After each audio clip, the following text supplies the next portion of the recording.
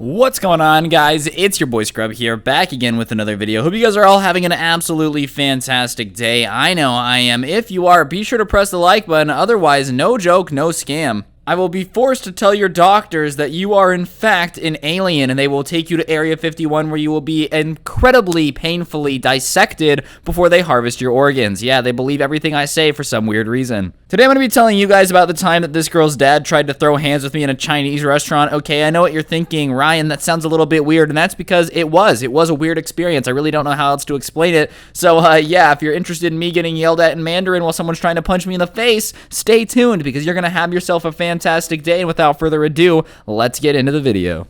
Now, I have a friend that I've known for a while. You guys have heard of him. His name is Grant. He's in some of my videos sometime, and he's probably my best friend. And this guy, for whatever reason, whenever he goes on a date, ends up getting me in trouble somehow, alright? I don't know if he's cursed. I don't know if he accidentally spit on an Indian burial ground one time. But every time this guy goes on a date and I'm involved in any capacity, something ends up going wrong. And that's where this story comes in. So, my friend Grant tells me that he's dating this girl, and she has a friend, and they want to go on a double date. Apparently, me and this girl's friend are going to be great together. I'm going to have a great time. We're going to hit it off. It's going to be great. And for some reason, I trust my best friend, you know? I think he's got my best interest at heart. I don't think that he's a brainlet who's actually consuming nothing but raw chicken breasts and egg yolks. So I'm like, yeah, okay, well, if the girl you're talking to wants to go on a double date and you think that we'd be good together, then I'm totally down. No big deal. Like, let's go on a double date.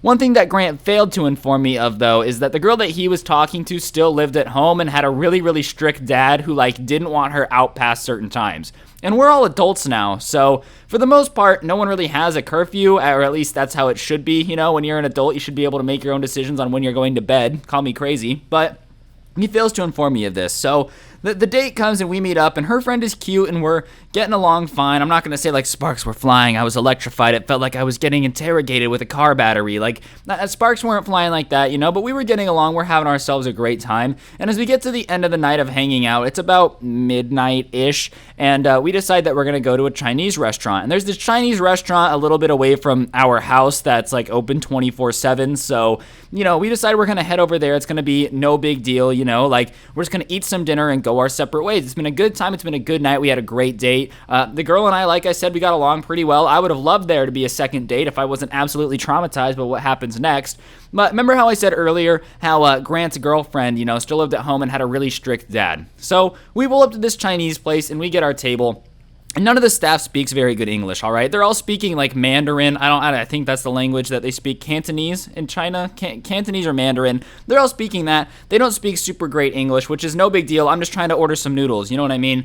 So we order our food, and the next thing we know, we hear like Cantonese or Mandarin screaming from the front of the house, like where the door where you come in to the Chinese restaurant. And so I'm kind of perplexed. I'm like, I have never heard such frantic yelling at midnight in a Chinese restaurant. This is just not something I'm used to. So I look up and I see this jacked white dude in a tap-out shirt, actually looking like he just fought John Cena with nothing but pliers and toothpicks, come hurling into this Chinese restaurant, obviously looking for somebody. And at 12:30, it's not like Chinese restaurants are incredibly packed, okay? So unless there's a secret mafia meeting in the back, this guy is definitely looking for one of us. So he starts looking around and he sees our table and he just comes striding over as fast as he can. And Grant, being the greatest friend to ever exist, had gone to the bathroom during this. So I am the only man sitting here with two females, right? And so the dad comes striding up to me and just starts yelling at me. He's like, "Who do you think you are to keep my daughter out this late? I told you that she had a curfew. I can't believe you'd be so disrespectful. You know, I know that she's not here of her own free will. You forced her to come here because she would have come home because she knows how important curfews are." And I'm like, dog, listen. First of all, if I was going to kidnap people, why would I bring them to a Chinese restaurant at 12:30 in the morning to eat some chow mein? Like, I'm pretty sure kidnappers are a little more mean than that. I've never met a kidnapper that's like, yeah, you know, I just wanted them to have some sustenance, got them some orange chicken, some kung pao stuff. That way they're going to be a little bit easier on the kidnapping. Like, no, if I was kidnapping people, I'd be meaner. Second of all, which one's your daughter, dude? Because I only know one of these chicks. My friend's talking to the other one. And he's like, oh, yeah, likely story. If your friend's the one talking to my daughter, then where is he? Where is he, huh? And I'm like, the bathroom? And he's like, yeah, sure he is. You know, you're a terrible liar. And I'm like, dog, I'm not lying. I don't know what you want me to do. Would you like me to produce his urine sample? Like, do you want me to go in there, catch some in my hands, come back out and throw it in your face? Because that's what you're asking me to do right now, man. I don't know what you want me to do.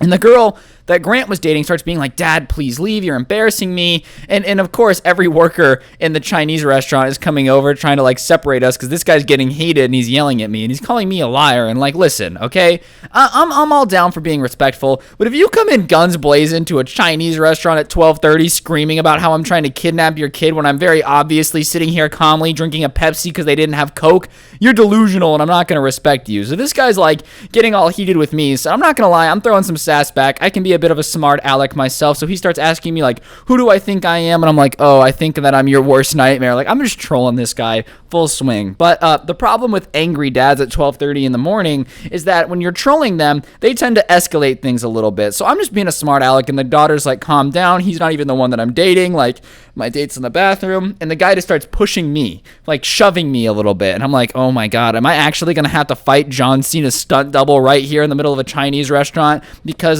this guy's 18 times my size. This guy looks like when he wakes up in the morning, he goes and finds the nearest dump truck and just dumps whatever contents are in the back into his stomach for breakfast. He doesn't care if it's metal. He doesn't care if it's concrete. He's just dumping that into his stomach because he's an absolute savage who weighs like 700 pounds of pure muscle. So he's shoving me and yelling at me how I'm going to fight and we're going to take this outside, and he can't believe how disrespectful I am. And I'm still like, dude, come on. Like, I'm very obviously not trying to be disrespectful here. And he's getting more and more angry the more I'm laughing because I can't take this guy seriously. Like, it's 12:30. I'm on a date with not even his daughter, and this dude's pressing me like, I don't know, like I'm trying to kidnap his daughter and take her to Taiwan. So I'm laughing, which is making him even angrier. And that's when he's like, that's it, we're going outside. And he grabs my shirt collar and starts like trying to pull me outside. And at this point, everybody in the restaurant, like all the workers and stuff, are in Mandarin. And then he hears a word that strikes fear into his heart, which is cops. And as soon as he hears the word police and like cops and like we're gonna call the police, he just books it out of there, gets in his lifted truck and speeds away.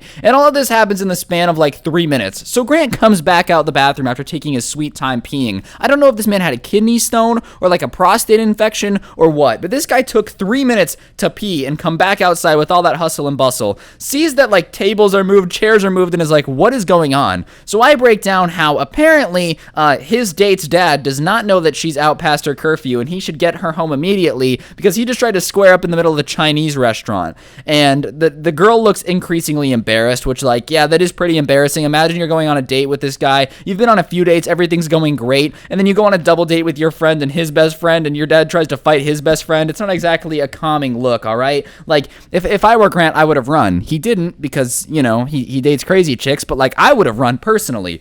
So Grant looks confused and we start leaving, and the Chinese restaurant is obviously not too happy to keep us there, so they're kind of pushing us out a little bit. And I look at the girl that Grant's dating and I'm like, why did your dad leave so quick when they said cops? And she goes, oh, he has warrants out for his arrest from a felony he committed in like the early 90s. And I'm like, so your dad committed a felony and then thought it was a good idea to come to a public place and threaten a 20-year-old kid who's not even dating your daughter? And she's like, well, I never said he was smart, but he's just my dad.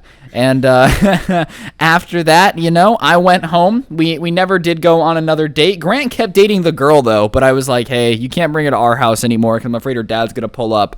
And I guess the dad later was kind of like, I'm sorry, but that kid was disrespectful, as if that makes it okay. Like, bro, you came into this Chinese restaurant trying to fight me. Of course I'm going to get sassy with you. What do you want me to do? Sit there and be like, yes, sir, you are correct. I'm not even the one dating your daughter, but you are right. I should have taken her home early. I wasn't even driving on the date, bro. We were in Grant's car. What do you want me to do? Steal it? No, thank you. I'm not trying to get a felony and not be able to fight in a Chinese restaurant like you, big man. Anyways, I never did see the girl's dad again, and I guess to this day he still talks about that little punk that was being a smart aleck in the Chinese restaurant. So moral of the story, ladies and gentlemen, is that your best friend is probably going to date a crazy chick whose dad tries to fight you in a Chinese restaurant. You know, I don't make the rules, I just follow them. Apparently, it's a pretty common trend. And yeah, you can be a smart aleck because people screaming Mandarin will say police, and then he will run away because he's committed crimes in the past. I don't really know how helpful that's going to be in most of your guys' life, but if it ever does come in handy, be sure to press the comment button and let me know how that works out for you. On that note, guys, that's going to do it for the video. I know my microphone sounds a little bit different. It's because I'm in San Diego recording this stuff for you guys right before I go to TwitchCon, so I'm sorry that my mic does sound a little bit different, but I would appreciate you guys pressing the like button. Let me know in the comment section down below